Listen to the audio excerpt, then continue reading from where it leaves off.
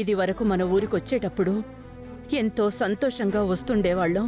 తిరిగి వెళ్లేటప్పుడు కూడా అంతే సంతోషంగా వెళ్తుండేవాళ్ళం.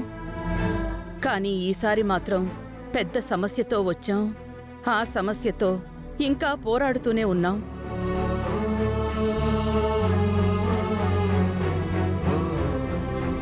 కరవమంటే కప్ప కోపం, విడవమంటే పాము కోపం అన్నట్టుంది మన పరిస్థితి. అక్షయ్ని పంపించనంటే ఊరి వాళ్ళకి అవనికి కోపం వస్తుంది. పంపించడానికి నా మనసు అంగీకరించడం లేదు.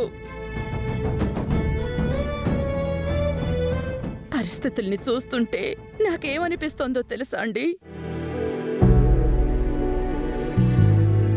ఇవన్నీ చూడ్డానికేనా నేనింకా బ్రతికున్నది?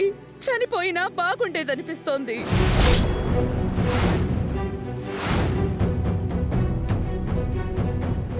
వేదా,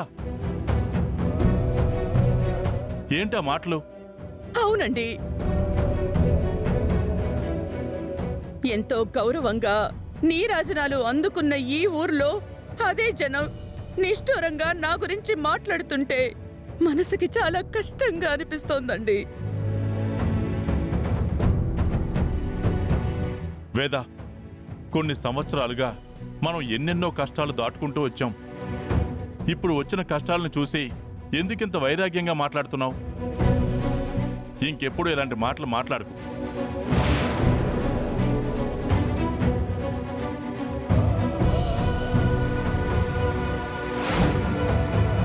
మన ఊళ్ళో మనకి ఇలాంటి పరిస్థితి వస్తుందని ఎప్పుడూ అనుకోలేదు, కల్లో కూడా ఊహించలేదు. అమ్మవారి మీద భారం వేద్దాం, అంతా ఆవిడే చూసుకుంటుంది.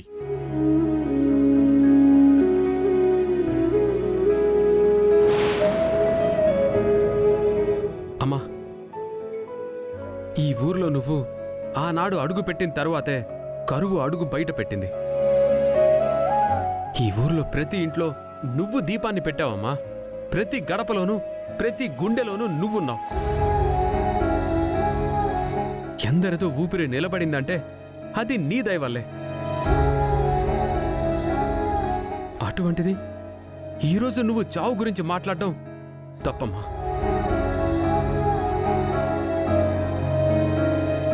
అత్తయ్య, మృత్యుంజయ యాగం జరిపించే అవకాశాన్ని మీరు నాకు కల్పించారు. ఎలాంటి విఘ్నం లేకుండా దానిని నేను పూర్తి చేస్తాను. అప్పుడు ఎవ్వరికీ ఎలాంటి సమస్యలు ఉండవు. మీరు ఏదేదో ఊహించుకుని అధైర్యపడకండి. వశీకరతో పోరాడి ఎంతో కష్టపడి మిమ్మల్ని కోట నుంచి బయటికి తీసుకొచ్చింది ఎందుకేనా? మీ నోటి నుంచి చావు మాట వినడానికా?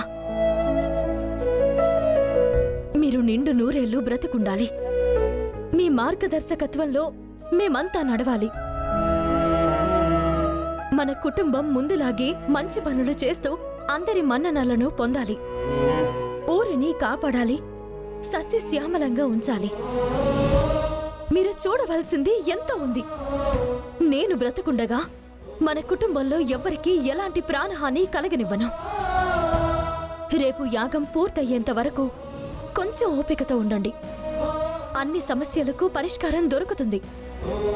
మీకోసం ప్రాణాలైనా వదులుతాను గాని ఎవ్వరికీ ఏమీ జరగనివ్వను.